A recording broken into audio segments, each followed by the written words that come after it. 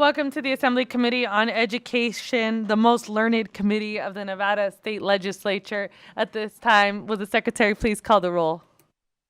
Assembly members De Silva, Dahlia, DeLong, Flanagan, Hanson, Hardy, Hunt, Koenig, LaRue Hatch, Mosca, Orentlicker, and Chair Torres Fawcett.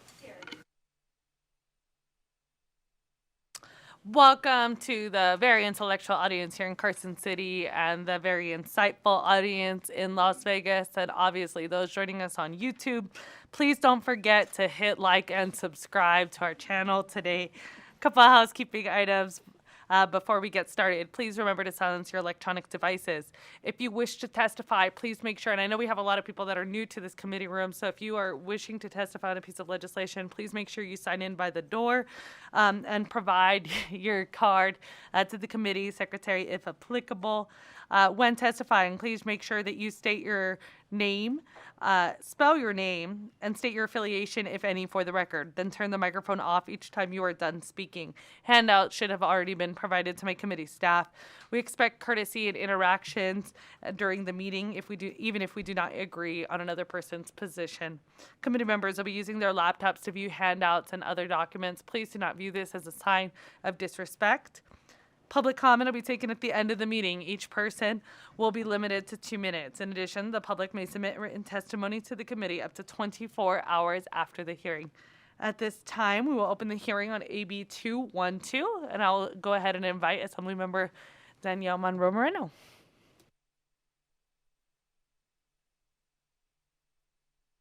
I'm sure you have a very intellectual presentation for us.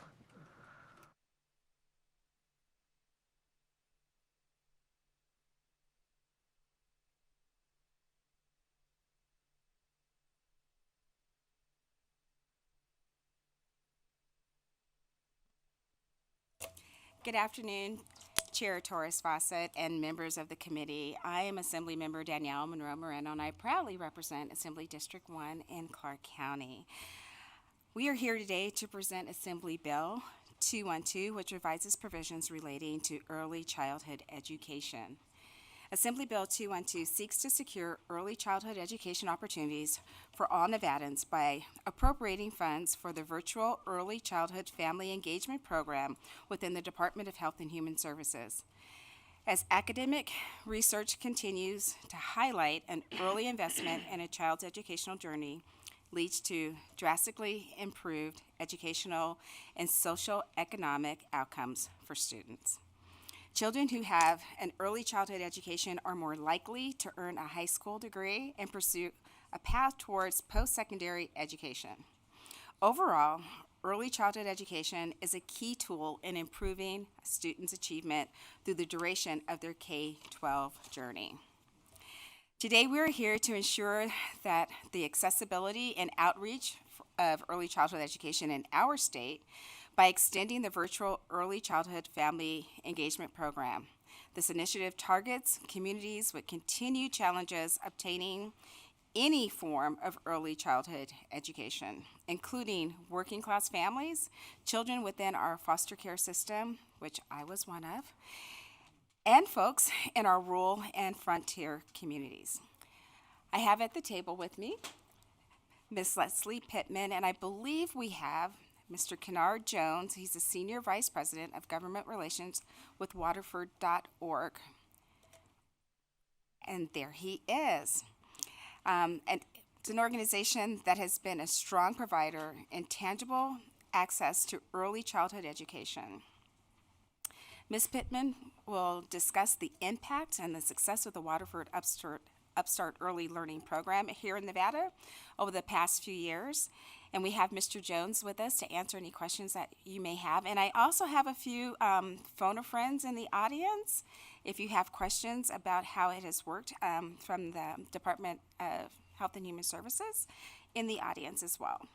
So with that, I will ask, with your permission, Ms. Pittman will. Thank you. Thank you.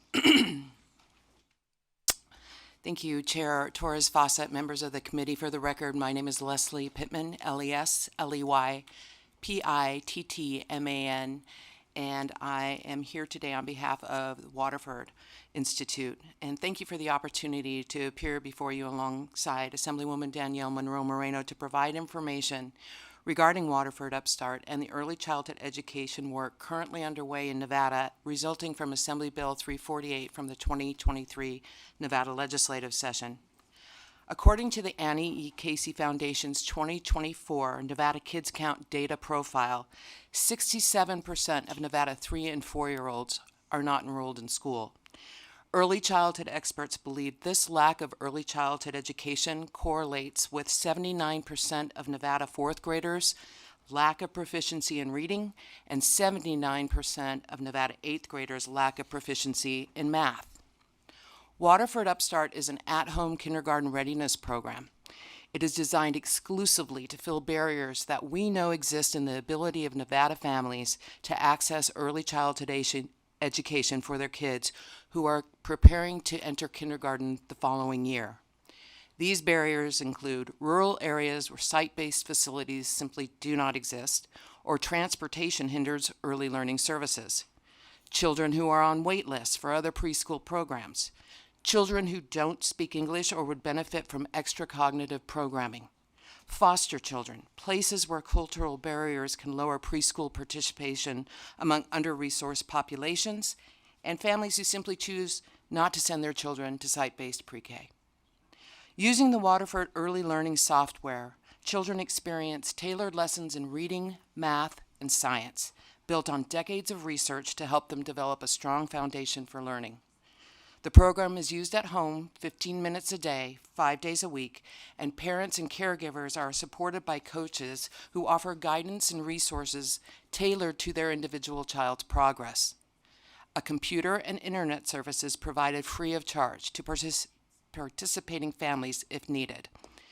Waterford Upstart's high-quality curriculum is aligned to Nevada's pre-K standards, Head Start Early Learning Outcomes Framework, and endorsed by the Council of Administrators of Special Education.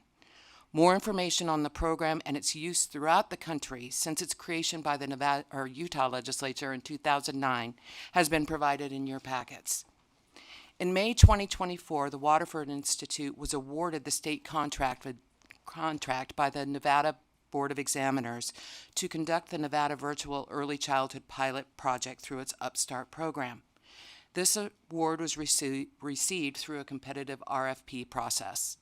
Waterford immediately hired a professional recruiter who began working with various community-based organizations throughout the state to find families who met the pilot project's eligibility. By June 30th and the conclusion of the first fiscal year of the program, 395 children were registered. A report required by Assembly Bill 348 and prepared by the Nevada Division of Welfare and Supportive Services, who administers the program, was submitted to the legislature at the end of the first fiscal year and includes information on the demographics of those children enrolled in the program. That was required by Assembly Bill 348. Today, there are 1,170 children registered in the program. 994 children have received laptops, and 474 households have received internet service. Because we are midway through the program, which coincides with the normal school year, we will have program results available for you and for this cohort of participants early this summer.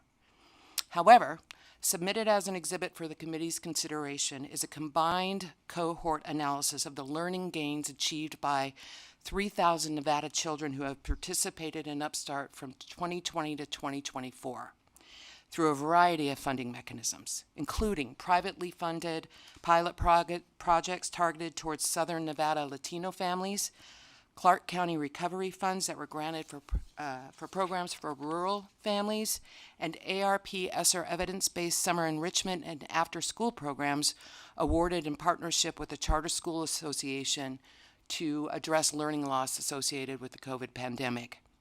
You will find significant learning gains in this combined cohort analysis, with the majority of participating children testing at kindergarten, intermediate, or advanced at the conclusion of the program. In fact, in several vocabulary areas, participating children tested at first grade levels at the conclusion of the program. So as you continue your work to help increase the number of Nevada children participating in early childhood education, we ask that you continue to support innovative programs like this that allows for the mixed delivery of early childhood education to meet the needs of Nevada families who, for a host of reasons, are unable or unwilling to access site-based pre-K early learning programs for their children. And now I'll pass the microphone back to our bill sponsor. Thank you, Leslie. Madam Chair, Danielle Monroe Moreno for the record. Under AB 212, the Virtual Early Childhood Family Engagement Pilot Program is renamed by dropping the pilot from the title. Additionally, the bill extends submittal deadlines for required reports to DHHS and the Legislative Council Bureau for transmittal to the Joint Interim Standing Committee on Education and Health and Human Services through 2027. Lastly, this bill appropriates $1 million for fiscal year 25-26 and an additional $1 million for fiscal year 26-27 from the State General Fund to DHHS to implement the program. As the bill was introduced in Section 3, it was removing the provisions that ensures the screen time required of this program is less than maximum amount of time recommended by the American Academy of Pediatrics for 4-year-old children. However, you should have before you an amendment to retain that provision in the bill, and that came after conversations with stakeholders. So we decided to keep that in the bill. So in conclusion, AB 121 is a critical step towards expanding access to early childhood education in our state for Nevada's children, particularly those in underserved communities. By securing funding and extending the virtual early childhood family engagement program, we are making a meaningful investment in our state's future, ensuring that every child, regardless of their zip code or their circumstance, has the opportunity to build a strong educational foundation. I've heard this from community members in my district, and as I traveled throughout the state, which I did this summer, traveling to all 17 counties of our state, in some areas, there just are not enough seats available in our traditional kindergarten program. And this gives every child an opportunity to an early start to their education. So I urge your support, and I thank you for your time and your consideration. And we welcome any questions you may have. Thank you for the presentation. We appreciate the information. Members, any questions? Assemblymember Hardy. Thank you, Chair, and thank you for this bill. I remember this from 2023, and it's nice to see that it's working as intended. If you could just give a little more insight maybe into the kids that are actually getting it, especially like in the rurals where it's really beneficial there. And then you made a comment about how many were receiving laptops and that. So are kids that need the laptops, they're getting them? And, you know, those that don't need them, but just making sure that those that need them are able to get the laptops. You, Chair Torres Fawcett, through you to Assemblymember Hardy. Feel free to go directly to the members. Thank you. Thank you very much. So in terms of the demographics associated with the 1,170 kids that are in the program right now, I don't have that information, but I do have it for the 394 that were enrolled in the program at the conclusion of the first fiscal year.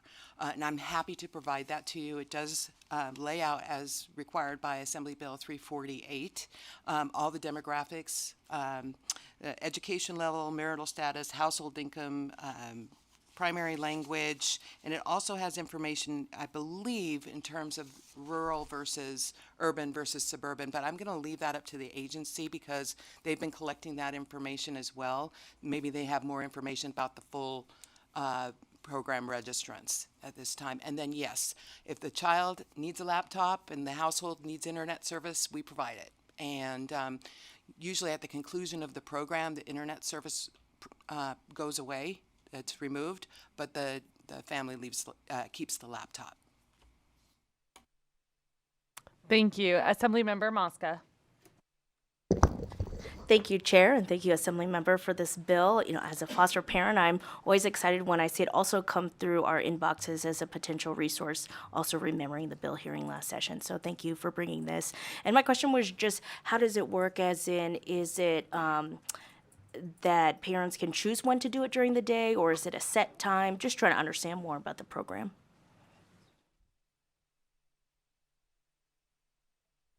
Mr. Jones? Are you there? Yes. Yes, I'm here. Can you all hear me? We can hear you. Perfect. Assembly member, traditionally our program works around the schedule of the family or the caregiver of the child. So, uh, you know, for example, if a parent gets off of work at 5 o'clock and makes it home at 6:30 with all the kids getting ready for dinner, that can be the time that they choose to log on to their Upstart program and go through their 15 minutes for that particular day. Thank you so much. I think that's just so important for access and equity, so it can be when it works for families. So thank you. Thank you, Chair. Leslie Pittman for the record. I would just add that one of the valuable aspects of this program too is it establishes a routine at the 4-year-old age, of a routine for learning that then transfers into kindergarten through 12th grade. They get comfortable with, okay, I got to do this much work or this much learning on this date, and that's really important to laying that foundation. Thank you. I had a quick question. Can you talk a little bit about some of the family engagement components of the program? Leslie Pittman for the record. I'm going to kick this over to Mr. Jones, but they work coaches that are assigned to each family speak in that family's home language so that there's no communication barriers, but they also are an important resource for our families and our parents who are participating in this program. And maybe Mr. Jones can provide some examples of how that coaching process works to encourage family engagement.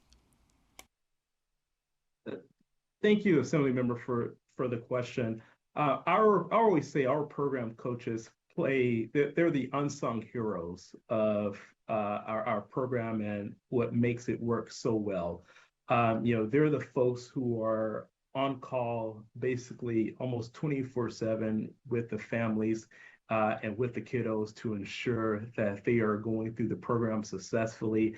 If a parent identifies that their child is struggling in a particular area, the program coach will not only work with the child to strengthen that area. So let's say it's letter recognition. Our program coach will work with them to strengthen that area, but they will also work with the family and the caregiver, the parents, to identify ways where they can work with the child outside of those 15 minutes per day to ensure that that child is continuing strengthening that area and is coming out even stronger than they came into the program. So they play a really key role with just ensuring that they are providing and giving parents the tools necessary to engage with their child, engage with their children's educational journey. But we also have a number of family engagement nights that we typically put on in communities as well, where we invite parents and families who are a part of the program to come out. Where we celebrate the kids' success in the program, but we also provide different tools and workshops for those families as well.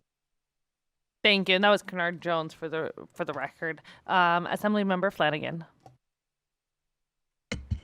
Thank you, Madam Chair. Actually, I think you may have answered my question. It was around the 15 minutes and just how, because by age 4, kids are so super busy. And I think this program is awesome to get kids started. I was just wondering, do parents use more than that time, or do you get reports on how they're using it?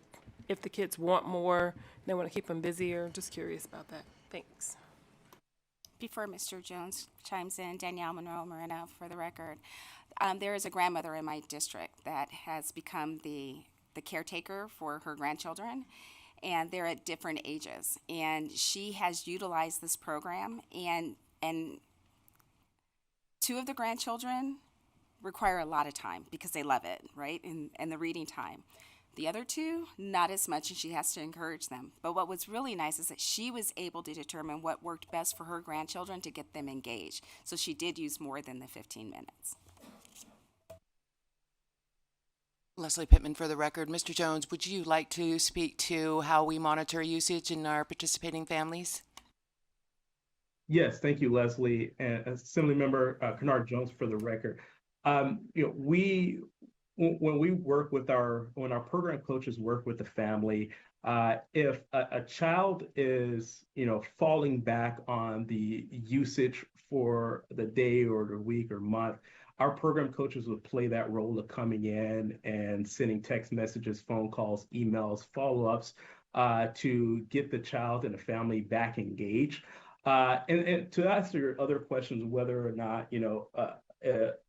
if you can do more than the 15 minutes per day, you absolutely can. If a child is speeding through the curriculum and is, going off the charts in a great way, then the family could talk with the program coach, and the program coach can adapt the program where it gives the child a little bit more time on the program, where they can go through even more curriculums and even more programs to continue to build up the strengthening areas.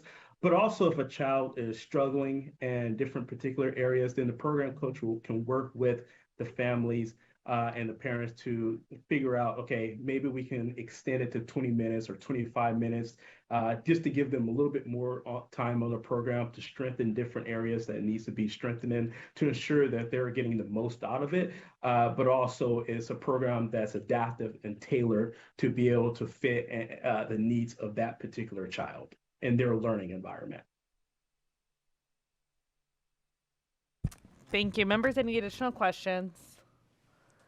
I don't believe that there are any other questions at this time. Thank you so much for joining us. At this time, I'll invite anyone wishing to testify in support of AB 212.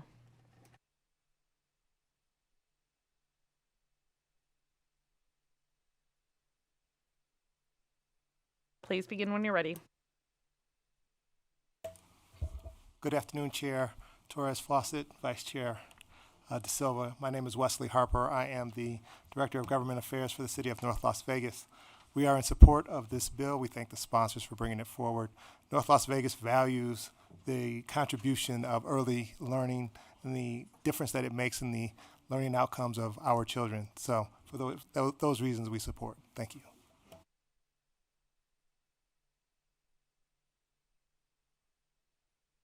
Lindsay Diamond, Lindsaydiamond,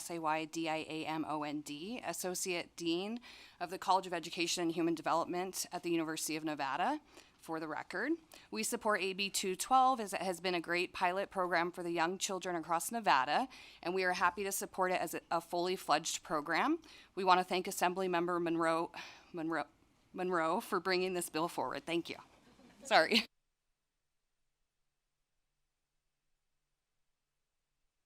I don't see anybody else here in Carson City. Is there anyone in Las Vegas wishing to testify in support of AB 212?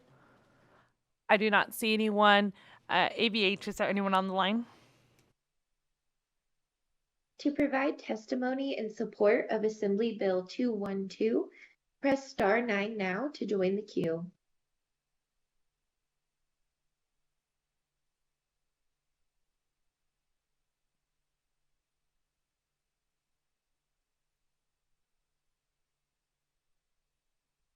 Hello, Chair, Vice Chair, members of the Assembly Education Committee. My name is Gil Lopez. On behalf of the Charter School Association of Nevada, I'm pleased to express a strong support for Assembly Bill 212. We commend AB 212's objective to expand early childhood education statewide, particularly for families facing barriers for preschool access.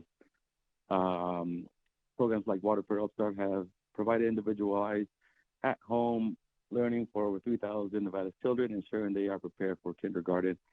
Once again, we urge the support for AB 212 and appreciate the sponsor's leadership in enhances early childhood education in Nevada. Thank you. Chair, there are no additional callers to provide testimony in support at this time. Thank you. At this time, we'll go ahead and move to opposition. Is there anyone wishing to testify in opposition to AB 212? I do not see anyone here in Carson City. Is there anyone in Las Vegas wishing to testify in opposition to AB 212? I don't believe I see any. ABH, is there anyone on the line? To provide testimony in opposition to Assembly Bill 212, Please press star 9 now to join the queue.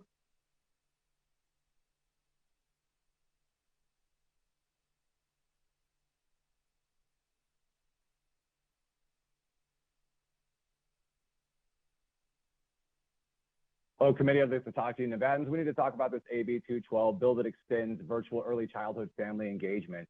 What does it do? It renames the program, but it keeps the same structure. It extends until 2027. Excuse me, sir, could you please state your name? Excuse me, we need your name for the record. My name is Matthew Winterhawk for the record. WINTERHIWK. I apologize for running.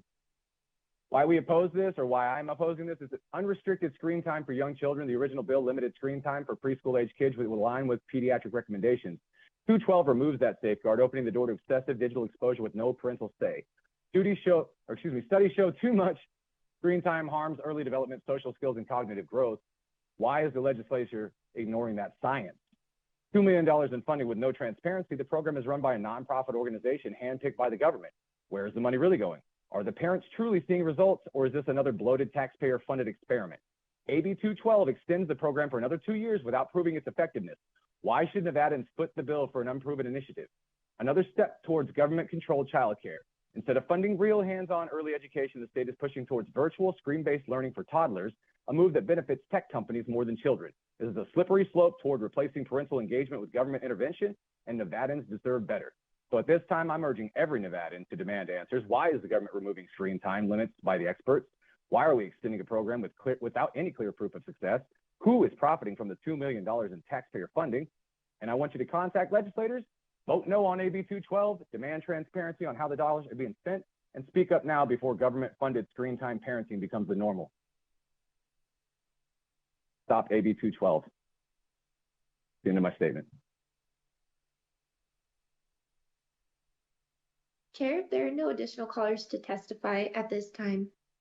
Thank you. And with that, we'll go ahead and move to neutral. And I just want to be clear, there's no removal of the screen time. I just wanted to make sure that that was clear. There's no removing of screen time. That was fixed with the amendment. Thank you. We'll go ahead and go to neutral whenever you're ready. Begin. Hi, everyone. I'm Leanne McAllister, McAllister. I am the Executive Director of the Nevada chapter of the American Academy of Pediatrics. I fear that our policy may have been misinterpreted when it comes to children and screen time. The American Academy of Pediatrics actually has a Center of Excellence in Social Media and Youth Mental Health. We're very proud of this initiative. It has done extensive evidence-based research on the healthy role of media in children's lives. And while we certainly do see the dangers of children being bombarded, especially by algorithms and advertising, there is much learning to be done with technology as well. I have some resources on the 5 C's questions that you should always think about, even as young as infants and toddler age, that the media is specific to the child, the content, whether or not the child can be calm in front of a screen or not. Every child responds a little differently to their media time. We want to make sure that media time is not crowding out other playtime, reading time, outdoor time, time with the pet, time with siblings. And we want to make sure that all children are learning how to communicate their feelings when they encounter different things on screens and understanding the effect it's having on their mental health. Thank you.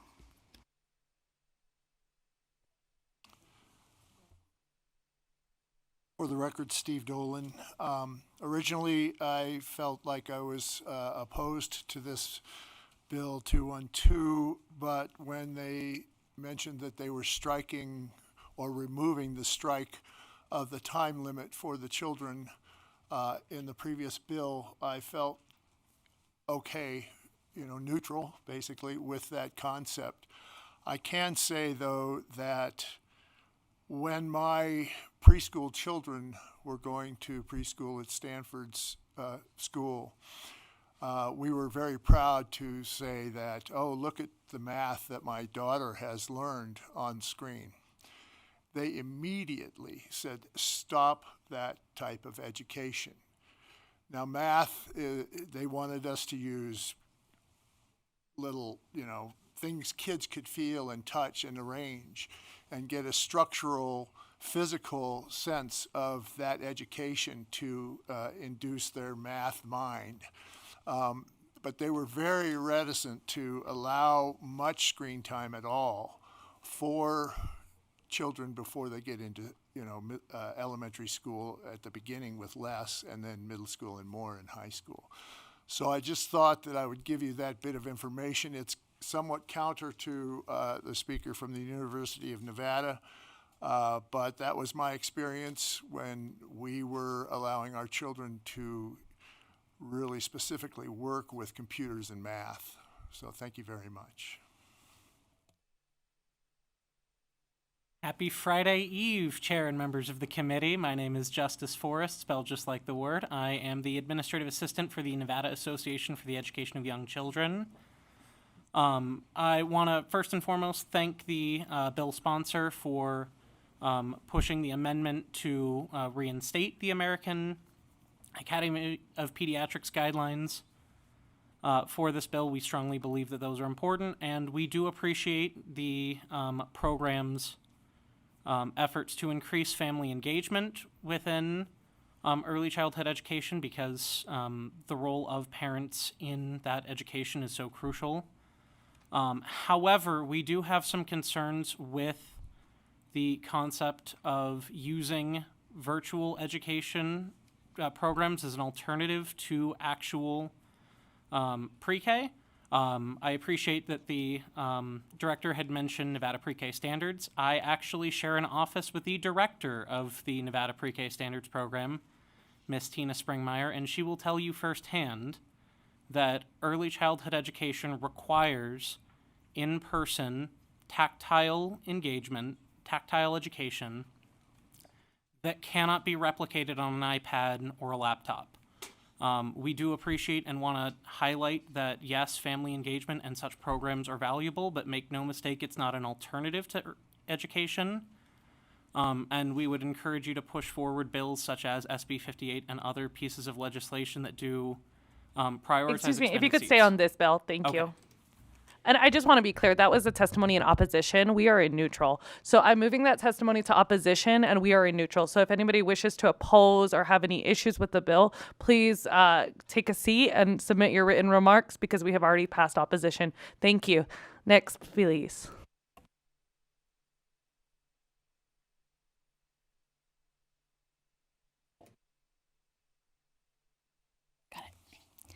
Good afternoon, Chair Torres-Fawcett and members of the Assembly Education Committee. My name is Joy Hoover, and I'm here representing the Children's Advocacy Alliance. CAA is an independent voice for Nevada's children, advancing systemic change in the areas of early childhood, children's health, and child welfare to ensure every child in Nevada thrives. I'm here to provide neutral testimony on Assembly Bill 212, which is a change from our stance from last session. Historically, we testified in opposition to the virtual early childhood family engagement program because we know that in-person pre-K is the most effective way to prepare children for kindergarten. In-person interactions provide essential social, emotional, and cognitive development opportunities that cannot be replicated in a virtual setting. In-person pre-K prepares children for the experience of K through 12 education. In-person pre-K also helps with early identification of children with disabilities. These cannot happen in virtual setting. That said, we recognize that not all children have access to in-person pre-kindergarten programs yet, particularly those in rural areas or from low-income households. This bill represents a compromise that aims to support these children by extending the virtual early childhood family engagement program. We appreciate the sponsor's collaboration with us to address our concerns, particularly around removal of requirement limiting screen time based on the American Academy of Pediatrics recommendations. We thank the sponsor for adding the screen time recommendation back into the bill through the submitted amendment, which ensures that the program aligns with best practices for children's health and development. While our strong preference remains for in-person pre-K, we do acknowledge the importance of providing alternative solutions for children who lack access to such programs. We hope that in this initiative, will help bridge the gap and support the readiness of all children for kindergarten. Thank you for the opportunity to provide testimony.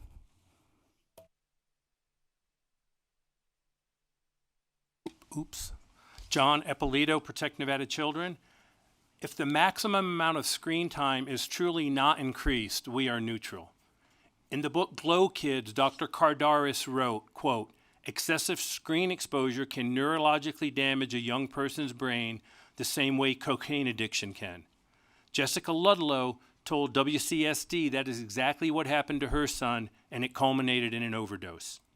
We realize kids aren't becoming addicted to schoolwork. It's things like social media, video games, and pornography. But giving young children screens for education, in my mind, legitimizes these devices.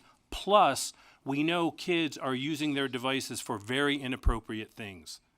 Many .com executives severely limit their own kids' screen time and cell phone use. Carson City School District invited Colin Karchner, I think, to speak about cell phones, ed tech, and social media. During one of Colin's TED Talks, he said, quote, it's time we start talking to the ed tech companies who have duped school boards and school administrators into the notion screen-based learning is only for the child's benefit. When the research is starting to prove otherwise, we have to stand up to big tech companies who are creating products, games, and apps that are deliberately exploiting and manipulating our kids for insane profits. We have to put on the brakes. Cell phones. There are 2 companies that provide internet-free cell phones, and that is what we recommend for children. No internet, but they still have the phone, they can text, photos, and it's the way to go for young kids, we think. ProtectNevadaChildren.org. Thank you.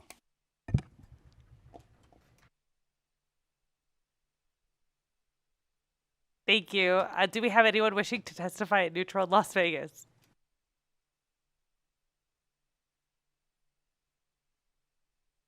I don't see any. ABH, do we have anyone on the line? Thank you, Chair. We don't have any callers to provide testimony at this time. All right. At this time, I'll go ahead and invite the bill sponsor for any closing remarks.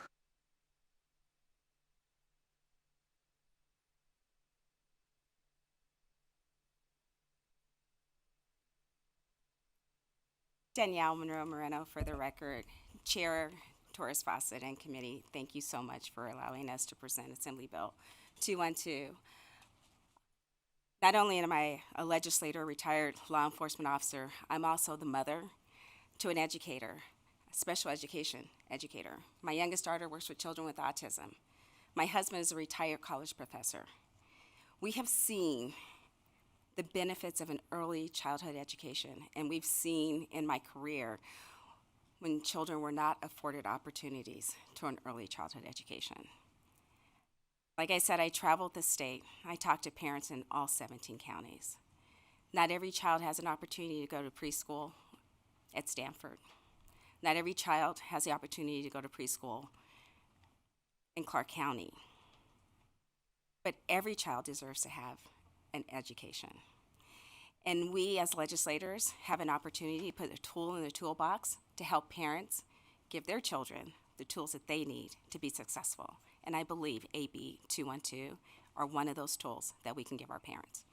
So I thank you for this opportunity to present the bill, and I hope that we earn your support and your vote for this bill. Thank you. Thank you. At this time, we'll close the hearing on AB 212. 1 minute recess.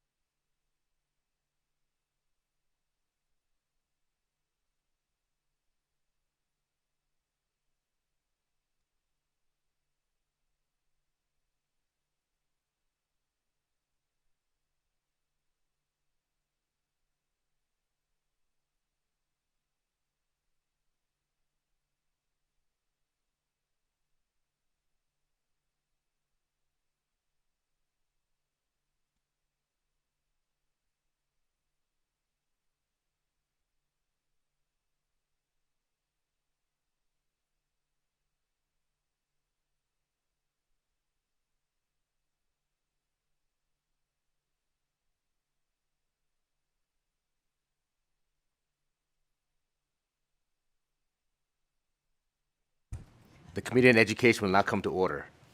I will now open the hearing on AB 286, which provides for a pilot program to assess the competency of applicants for a license to teach through an alternative assessment method.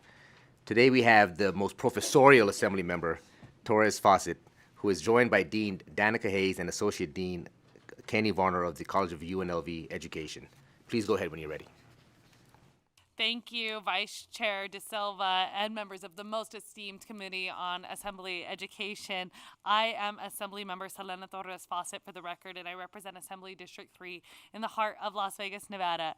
I think people would be very surprised to know that this Wolfpack grad is also a graduate of the UNLV College of Education. So I'm excited today to present alongside Dr. Danica Hayes, the Dean of the UNLV College of Education, as well as Dr. Kenneth Varner, Associate Dean of the Academic Programs and Initiatives with the College of Education at the University of Nevada, Las Vegas. For just today, go Rebels. We will be presenting an Assembly Bill 286, the Teaching Beyond Testing Act, which provides for a pilot program to assess the competency of applicants for a license to teach through alternative assessment methods. You'll notice I said alternative assessment methods because they're still being assessed. First, I'm going to provide some background information, and then I'll pass it over to the deans of the UNLV College of Education program, and they're going to go ahead and give some more information about why this bill is necessary and what this might look like. And then I will provide a section-by-section overview of the piece of legislation with the amendment. You will notice that there's a rather lengthy amendment, as many members will know. When we're drafting legislation, sometimes things come out a little bit differently than how stakeholders would like them later. And so after much collaboration with stakeholders, we're excited to present this amendment to you all today that I think gets to the core of our concerns today. Teachers are often referred to as the pillars of society. We all reap the rewards of their efforts in empowering students with the knowledge, skills, and values necessary to become productive and responsible citizens. The critical role teachers play in society underscores our legislative duty to support individuals pursuing a career in education. One way by which we can encourage more teachers to work and stay in Nevada is by developing alternative pathways to teacher licensure. In the last decade, we have created programs for paraprofessionals, individuals with degrees in one field that are wishing to change degrees, our business and industry licensure. This bill is an extension of these efforts to eliminate barriers to teacher licensure. Currently, the most common manner an aspiring educator is licensed in the state includes passing the Praxis Core Academic Skills for Educators exam administered by ETS, which is the Educational Testing Service. Unfortunately, Praxis exams rely heavily on test-taking skills, which can present significant limitations for aspiring educators. Additionally, from the Praxis, we see inequitable outcomes for candidates from underrepresented groups and a failure to address critical teaching competencies, such as classroom management and culturally and other forms of responsive instruction. To better align assessment practices with the realities of teaching, this bill proposes a pilot program to evaluate alternative methods of teacher candidate assessment that emphasize mentorship, performance, and professional growth, while maintaining rigorous standards aligned with the NAPF, which is the Nevada Educator Performance Framework, which they will explain in a little bit more depth after I'm complete with my remarks. Anticipated outcomes of this bill include improving teacher retention and efficacy and modernizing the teacher licensure process. This is achieved by reducing the high-stakes nature of praxis testing and producing a sustained mentorship model, which has been tested and is known to support educators. It supports candidates from diverse backgrounds, and it ensures that there is more equity in licensure in our assessment practices. This reminds me of the presentation that we had in this committee from Nevada Department of Education on that competency-based education. So how can we ensure that our teachers are demonstrating competency in more than one way? One type of assessment might not be the best, and I'll be honest, there's no time in a classroom where I have ever sat down and taken a test. That's not demonstrating competency in the classroom. That's demonstrating that you can take a test. This piece of legislation also improves teachers' sense of belonging and preparedness for Nevada's classrooms through mentorship and professional development. At this time, I'll go ahead and pass it over to UNLV. Good afternoon, Danica Hayes, Dean of the College of Education. For the record, I am very excited to present AB 286. We strongly support this bill. This bill isn't about lowering standards, it's about raising teacher standards in a manner that matches practice. It's also about providing supports through a pilot program for the 10 to 25% of our teacher candidates that cannot pass Praxis PLT, which we will explain further. Nevada has a unique opportunity to explore a performance-based assessment model as a supplement to the PLT that will align with the state's needs, priorities, and workforce demands.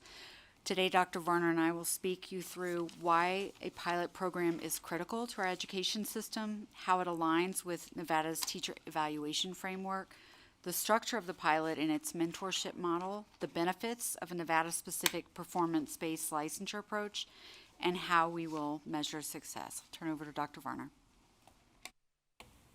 Thank you, Kenny Varner, Associate Dean in the UNLV College of Education. For the record, last time I was here, it was to make up for a snow day. I got very nervous last night when it started looking like it might be another one of those, but I'm happy that we're here today, again, with this awesome committee.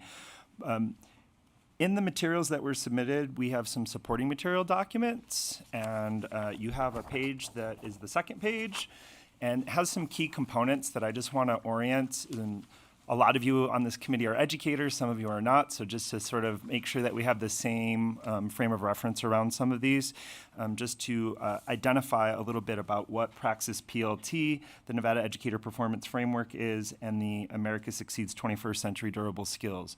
So the Praxis PLT, the Principles of Learning and Teaching test, is set up into 5 components. The first one looks at students as learners, and that's 21 multiple choice questions. Instructional processes, 21 multiple choice questions.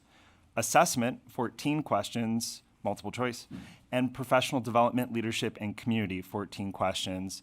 That makes up 75% of the test, and the other 25% of the test are longer form answers, and students don't all get the applicants that take the test don't all get the same types of questions, so they can have 1 to 2 questions from each of the following categories: students as learners and instructional processes, and 0 to 1 questions on assessment and professional development, leadership, and community. So those same areas have a written response, but not every candidate gets the same questions. Nevada Educator Performance Framework, and when we start walking you through kind of our crosswalk of what we're proposing in this pilot, it's important to know that the NEPF has 2 big core parts in terms of their standards. There's 5 standard areas for teacher instructional practice, and those include things like new learning is connected to prior learning and experience, learning tasks have high cognitive demand for diverse learners, et cetera, and that's in that document that you have. The second set are professional responsibility standards, things such as commitment to the school community, reflection on professional growth and practice, professional obligations, et cetera. And with the work that Nevada has done with the Portrait of a Learner, there's been a lot of attention to 21st century durable skills that transform a particular area, and those are also important. And in the materials that we provided, we listed the major categories of durable skills that have been identified by the America Succeeds 21st Century Durable Skills. We just wanted to orient you that a little bit around those 3 things, so that as we're referencing, when we say NEPF, we're talking about the Nevada Educator Performance Framework. When we say PLT, it's this Praxis Principles of Learning and Teaching test, and we say durable skills, it relates to those skills. So a little bit just about our rationale now, is with some of those key terms in mind. It's important for us to say at the beginning that Nevada faces real persistent teacher shortages and ongoing retention challenges. We spent a lot of time over the last few sessions dealing with the teacher shortage, and we just met with superintendents this morning, and Washoe, for example, was able to share that they've really reduced down to like a 2-digit number teacher shortage, which is really great. Less time has been spent focusing on retention. And at UNLV, our work has been focused on removing unnecessary barriers while maintaining high and rigorous standards, ensuring we attract and retain high-quality educators who reflect diverse learning communities. So part of the rationale for this is there's a lot of assumptions about assessment and teacher performance. I told you that the major makeup of that test is less than 60 multiple choice questions, and most teachers are spending multiple years in preparing to become a teacher, and so it asks a question around what's the assumption around a performance demonstration field and alignment to just only multiple choice questions, for example.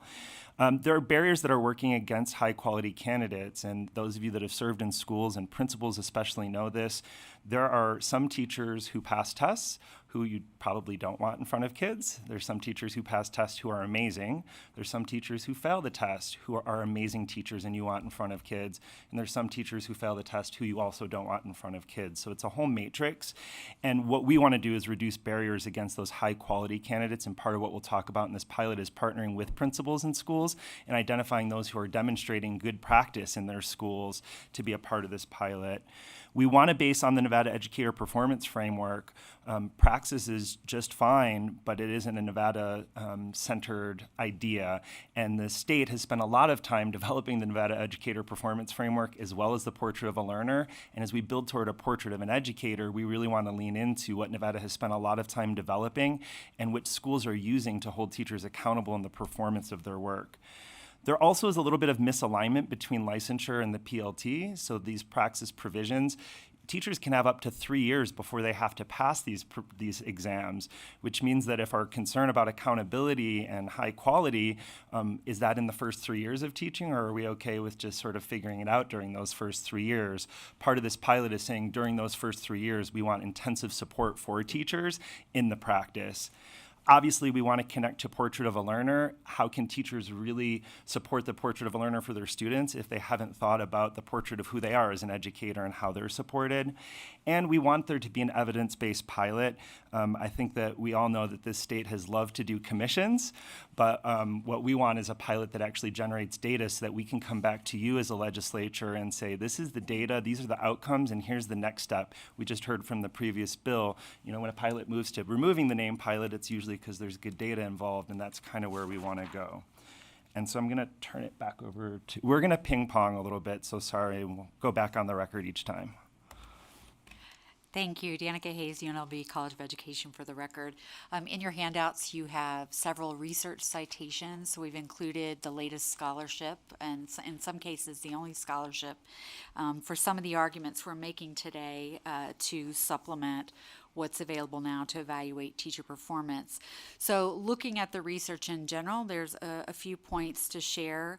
And generally, standardized tests are not necessarily ideal predictors of teacher success. In fact, studies show that there's no consistent correlation between Praxis PLT scores and long-term teacher performance. Teacher effectiveness, when we measure it through things like mentorship, ongoing professional development, and performance-based assessments, makes for a reflective approach that can mirror practice. Alternative models such as structured mentorship programs, observed teaching, and competency-based assessments are strongly linked to higher teacher retention and improved classroom performance. And finally, grow your own pathways that are centered on competency-based approaches show promising retention rates. Performance-based models such as apprenticeships have resulted in higher graduation rates, classroom effectiveness, and better early career retention compared to traditional models.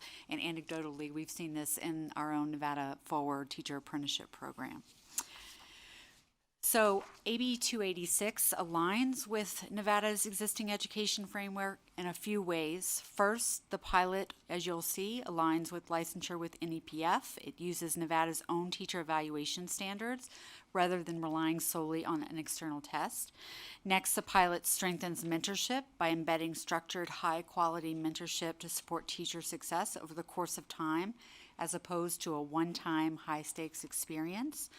Third, the pilot prioritizes professional development to ensure just-in-time support for new teachers is provided, reinforcing a reflex toward lifelong learning and professional growth. And finally, this pilot squarely meets workforce needs, emphasizing durable skills such as leadership, adaptability, and communication, aligning licensure with Nevada's economic and education priorities. So just want to assert that this pilot strengthens teachers from day one. Dr. Varner. Kenny Varner for the record. AB 286 would establish a structured competency-based alternative that assesses teacher readiness through mentorship, performance-based assessments, and professional learning experiences, as has been highlighted.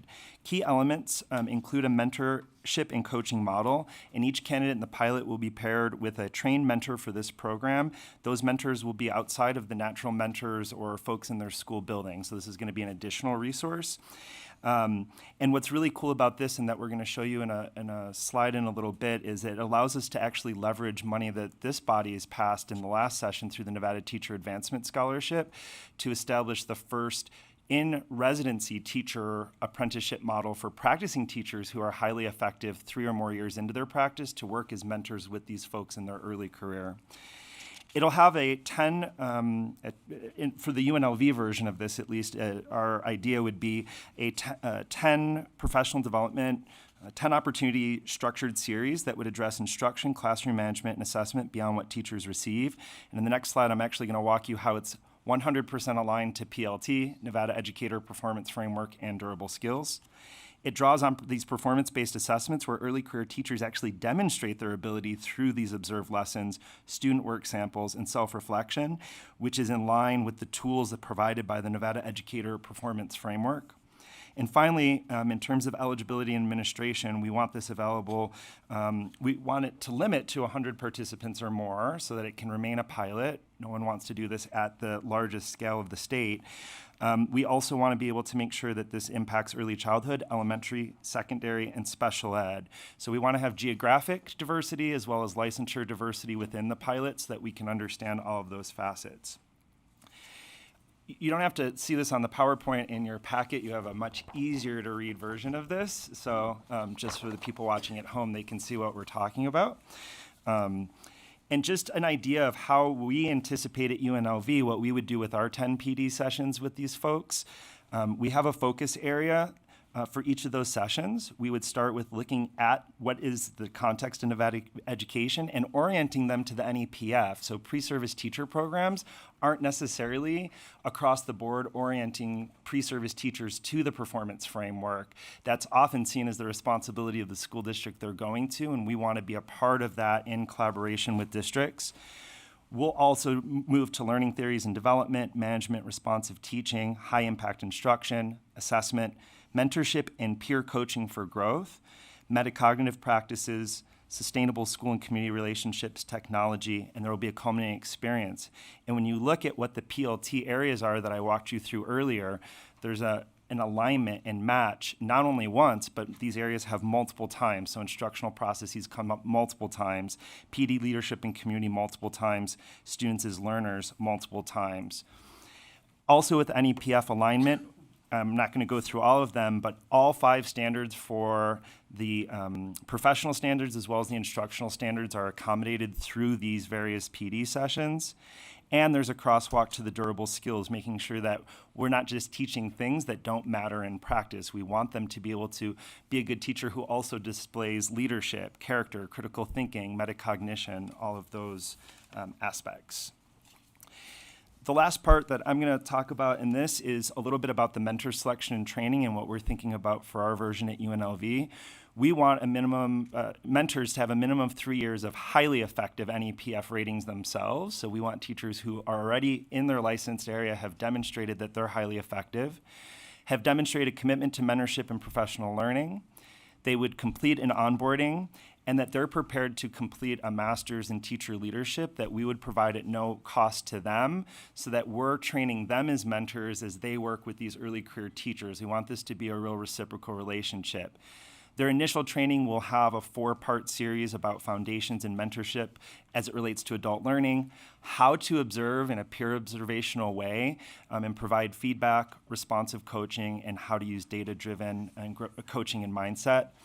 And then for those mentors, in our version of the pilot, UNLV will work with those mentors as a sort of professional learning community and have a monthly meeting with them to make sure that we're continuing to upskill them.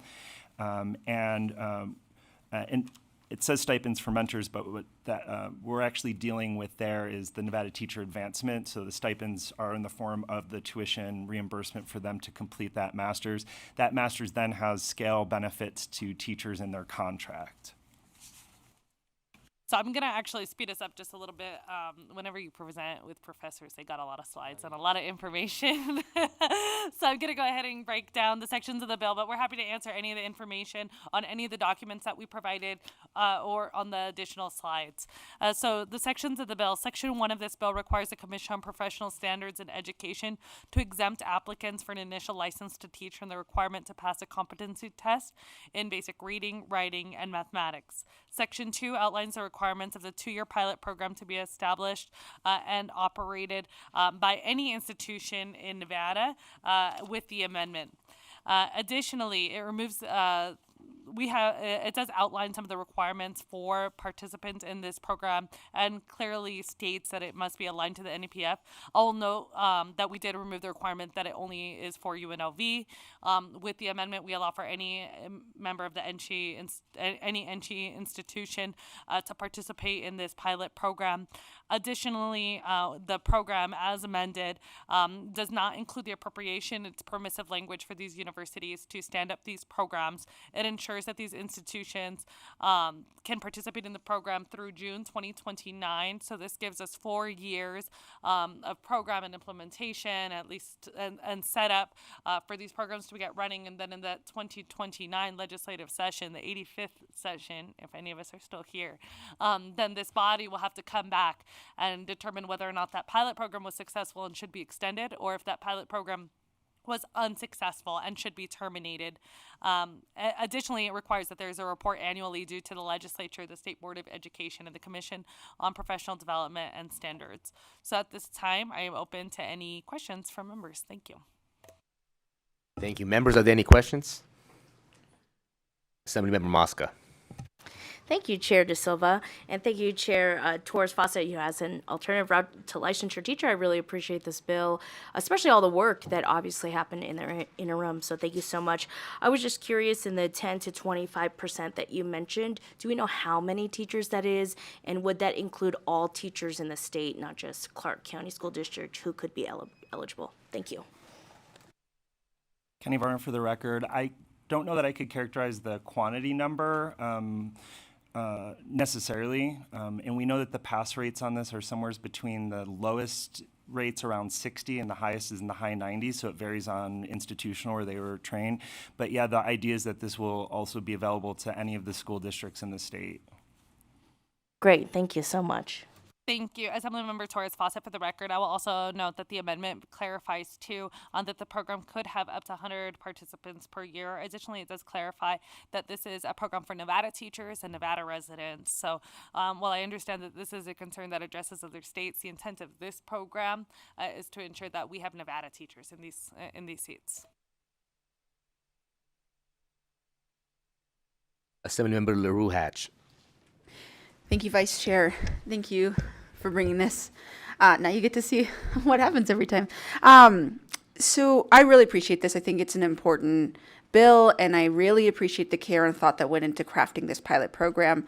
My question is, with us enabling it for other institutions, which I also support, will the other institutions follow this program that you just specified? Is it restrictive, or will they be allowed to develop in their own way how they want to run it?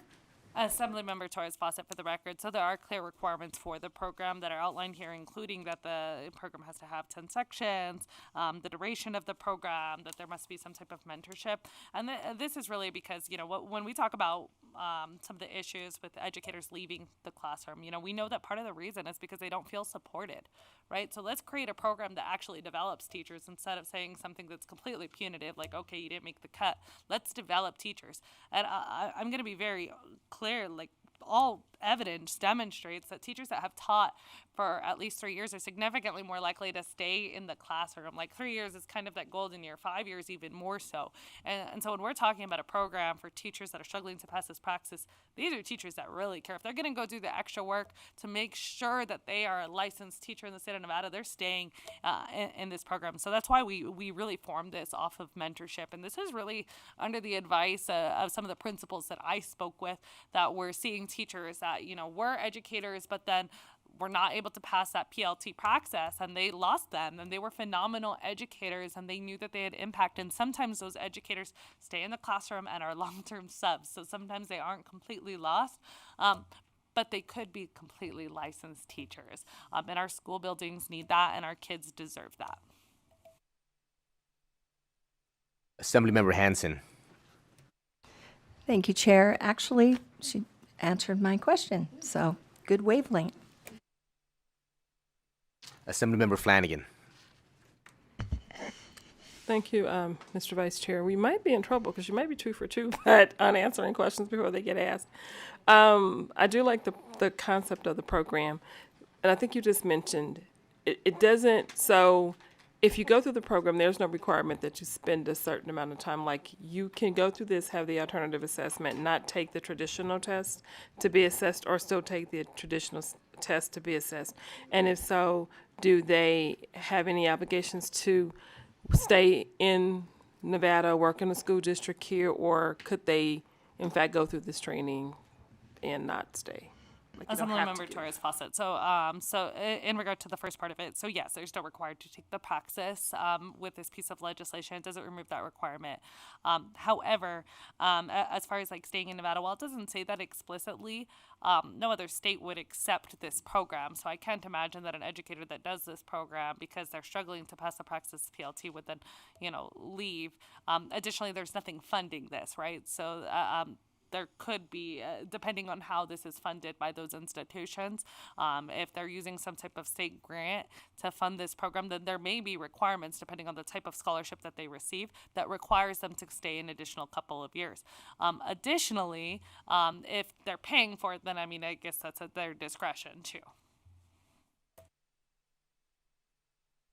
Members, any further questions? Okay, next, we will hear testimony on this bill. Testimony will be limited to 20-minute windows for support, opposition, and neutral, with 2 minutes per person. We will start here in Carson City, followed by Las Vegas, and then the phones. Please keep remarks to the point and remember to state and spell your name for the record. We will begin with testimony here in Carson City. Thank you, Vice Chair. I am Brian Wallace, BrianWallace, the Vice President of the Nevada State Education Association. NSCA has been the proud voice of educators for our 17 counties for 125 years. NSCA would like to thank the sponsors of AB 286. This bill continues to remove barriers in becoming a teacher, especially for some of our education support professionals. Mentorship, ongoing professional development, and classroom-based evaluations truly paint the portrait of an educator and provide feedback that a standardized test cannot ever provide. The better we can support our educators in the classroom, the better we can retain them for the good of our students and our communities. NSA and its members encourage the support of AB 286. Thank you. Good afternoon, Vice Chair, members of the committee. For the record, Alejandro Rodriguez, Nevada System of Higher Education. And she's in support of this bill. We'd like to thank Chair Torres Fawcett for bringing this forward and for working with us on it. We do welcome the amendment that allows the option for all of our institutions to offer this innovative pilot program, so we urge your support. Thank you. Hi, good afternoon, Vice Chair and members of the committee. For the record, my name is Trevor Parrish, Manager of Government Affairs for the Vegas Chamber. The Chamber is in support of AB 286, as we are in support of alternative pathways to teachers' licensure. AB 286 will be another tool to help Nevada address our teacher shortage by assisting well-qualified teachers to get into the classroom. We thank the bill sponsor for bringing this forward, and we thank the committee for its time and consideration of this measure. Thank you very much. Good afternoon, Mr. Vice Chair.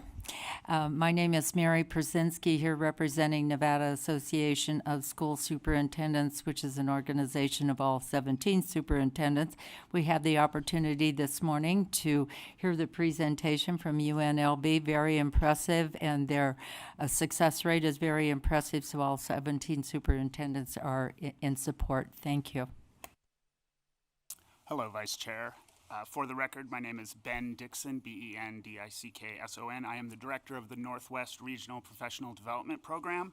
I'm here today to speak on behalf of the 3 regional professional development programs in Nevada. We are proud to be a collaborative partner with UNLV and are in full support of the Assembly Bill 286 project that our colleagues from UNLV presented today.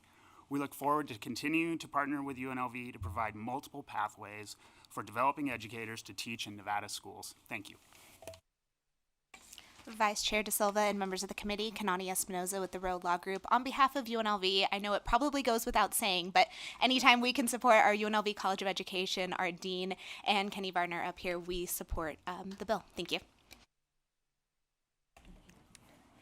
Good afternoon, Mr. Vice Chair and members of the committee. I am Sarah Adler, Silver State Government Relations, and today representing a coalition of Northern Nevada independent charter schools who are in support of this bill. I just want to share, I was a mid-career transition to being a high school English teacher.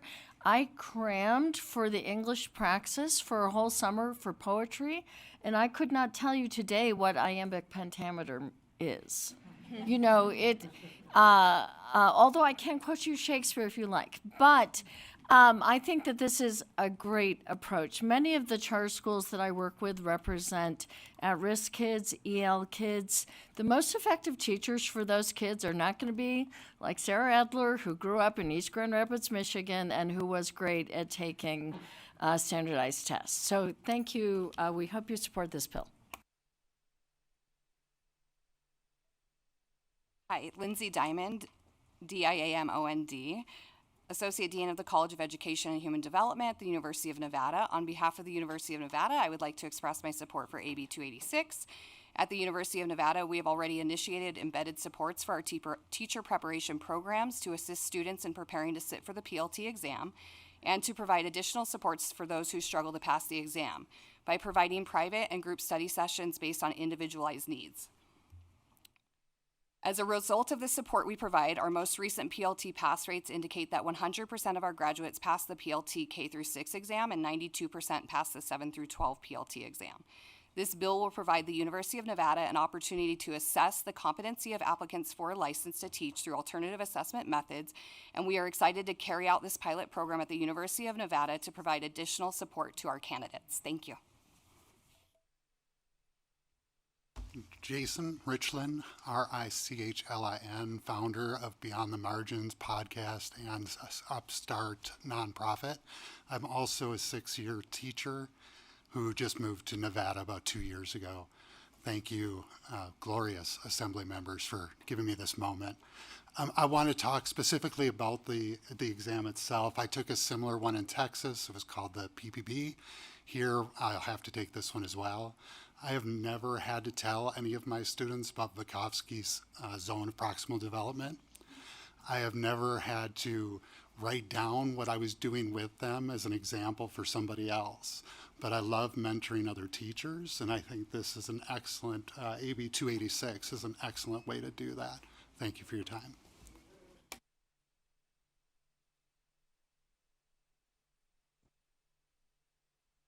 Now we'll go to Las Vegas.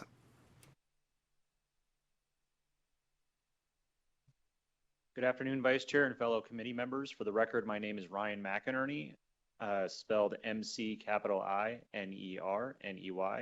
and I'm here today on behalf of Nevada State University in support of AB 286 and the amendment offered by the chair to permit other institutions to explore participating in this pilot program. Today, Nevada State is producing more teachers than ever, about 80 last year, and we anticipate significantly more this year. If historic trends continue, more than 90% will stay in Nevada. Despite public institutions like ours producing more teachers than ever, a critical shortage still exists in our state. AB 286 represents an innovative approach to address this shortage by offering alternative assessment methods, professional development, and mentorship opportunities. We support this meaningful effort to produce more teachers and ensure the success of future educators in Nevada. Thank you. AVH, can we check the phone lines for support? Thank you, Chair. If you would like to testify in support of Assembly Bill 286, please press *9 to join the queue.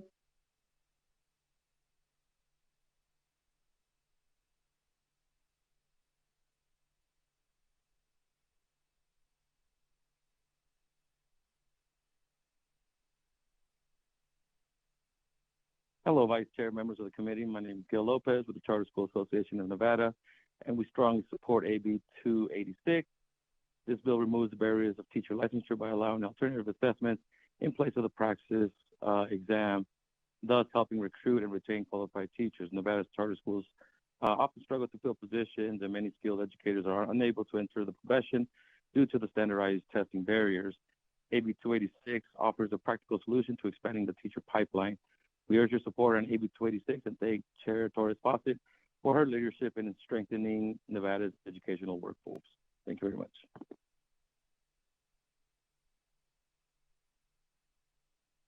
Chair, there are no additional callers choosing to testify at this time. Thank you. Next, we will hear testimony in opposition to AB 286. Is there anybody here in Carson City?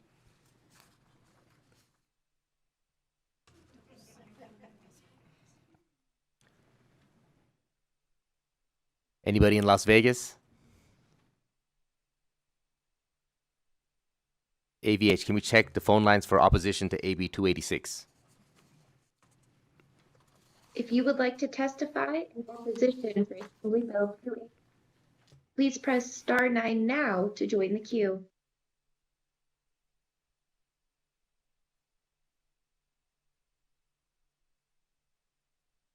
So Committee Matthew Winterhawk, Las Vegas resident, WINTERHAWK for the record. SB 286 is an absolute disgrace in my opinion, a blatant attempt to lower the bar for teachers while disguising it as an alternative pathway for licensure. This bill is not about improving education, it's about forcing unqualified teachers into our schools. What it does is allows applicants to bypass required competency tests in reading, writing, and math if they complete a pilot program. Creates a loophole for hiring underqualified individuals based on a mentorship assessment instead of standardized exams. Spends $1.1 million in taxpayer dollars to run an experimental program at UNLV benefiting only 100 participants while undermining merit-based hiring. Extends deadlines for passing competency tests by 24 months, allowing low-performing applicants to continue teaching longer without meeting standards. Dangers of this will be lowering teacher quality and lowering student outcomes. Nevada already ranks dead last in education. Instead of raising standards, this bill eliminates competency requirements needed to ensure teachers can actually teach. Students will suffer. Teachers who struggle in reading, writing, and math should not be in charge of educating Nevada's children. A political hiring scheme is currently here in disguise. It's replacing objectives, proven competency exams with subjective mentor-based evaluations, giving insiders the power to push politically aligned hires instead of the most qualified candidates. It prioritizes you-know-who over what you know, leading to favoritism, cronyism, and political hiring in our schools. Taxpayer-funded failure, $1.1 million being wasted on a pilot program instead of being spent on hiring better teachers, increasing salaries, or improving the classroom resources. The program only benefits 100 people. That's the entire state's education quality getting dragged down. I'm urging them to contact the lawmakers and say no to AB 286 and share the message with every parent, every taxpayer. Hold the legislators accountable and demand that they raise standards, not lower them. Nevada's already struggling with low education. AB 286 is a step backward, not a step forward. This is about helping teachers. This is not about dismantling the integrity of Nevada's education system, which is exactly what AB 286 is doing. Thank you for your testimony. Take action now before it's too late. Chair, there are no additional callers choosing to testify at this time. Is there anybody wishing to testify neutral on AB 286? Carson City? Las Vegas? AVH, do we have anyone wishing to testify neutral on AB 286? If you wish to provide neutral testimony for Assembly Bill 286, please press star 9 now to join the queue.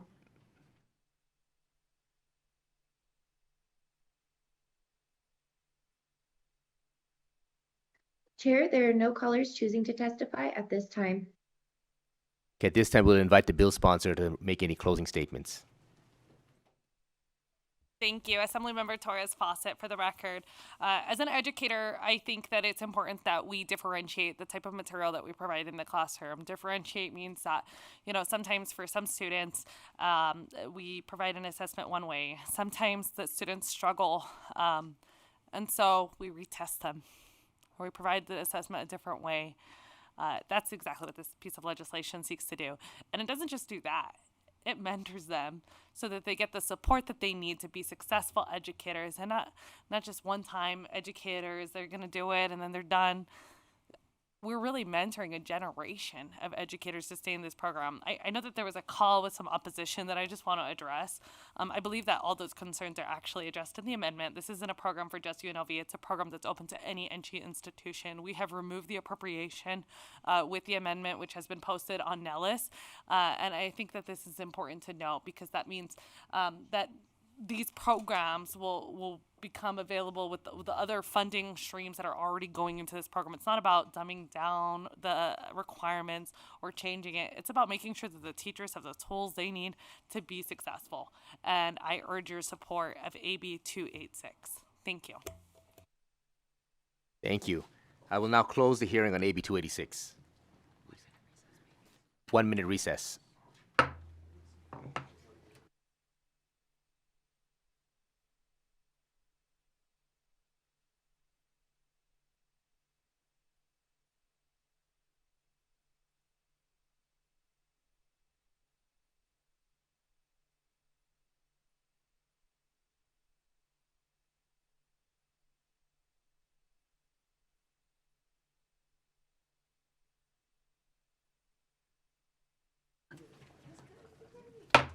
The Assembly Committee on Education is reconvened. I want to just quickly know and shout out our Vice Chair. That was his first time chairing a committee hearing. So congratulations, you got it done. You did great. You ran it smoothly. I was impressed. So good job. At this time, we'll go ahead and move on to the last item on the agenda, which is public comment. If you're wishing to testify in public comment, please note that you will only be provided up to 2 minutes to testify in public comment. And we encourage you to please state your name and spell your name clearly for the record. Please begin when you're ready. Thank you, Madam Chair, members of the committee. My name is Brian Wallace, BrianWallace, Vice President of the Nevada State Education Association and teacher here in Carson City. The Nevada State Education Association has been the voice of our 17 counties and our educators for 125 years. AB 236 will be heard before this committee in work session next week. This bill has the potential to disrupt the geographical representation on the listed boards and councils. It has the potential to strip Northern Nevada and rural Nevada of representation. This could jeopardize the 12 positions on these various boards to solely benefit Clark County. AB 236 would result in a 50% reduction of all the lists being Clark-centered and teacher-centered. It would risk leaving out our dedicated education support professionals statewide. The language would also require more work due to the need to constantly review the membership data for compliance. This bill compromises a lot without doing anything for the overall function of the listed boards and councils.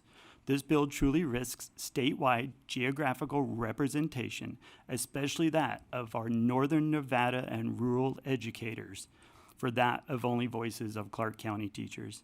NSCA is the 17 county voice and educators. Thank you.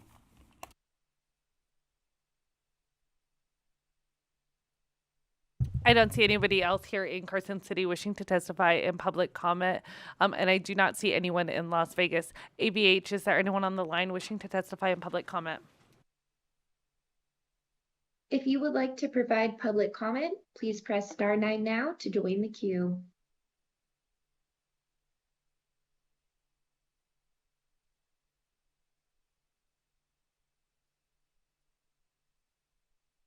Matthew Winterhawk, Las Vegas resident, WINTERHAWK for the record.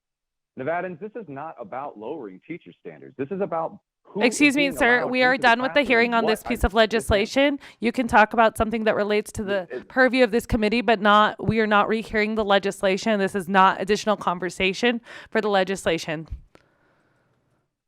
So is this for the date then, ma'am, to be clear? So this is public comment. Not about the items that we have gone over today? No. Okay, can I bring up the fact that something was added yesterday that was added past the agenda, and I have proof of that as well? If you have specific questions, you can go ahead and send us an email. Okay, I've sent the email, but I'll definitely make sure to follow up. Thank you.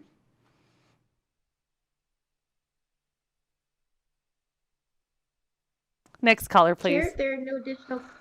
Perfect. Thank you. Not a problem. Thank you so much. I appreciate it. Thank you to those of us that joined us in this very intellectual and educated committee here in the Nevada State Legislature. Members, any comments? I will note that the agenda has already been posted for Tuesday's meeting, so please join us on that date. I imagine that some stuff will be taken out of order, and we do have a work session on the agenda, so please be aware of that. We'll make sure that the work session document is available to you with at least 24 hours notice. Thank you. At this time, the committee is adjourned.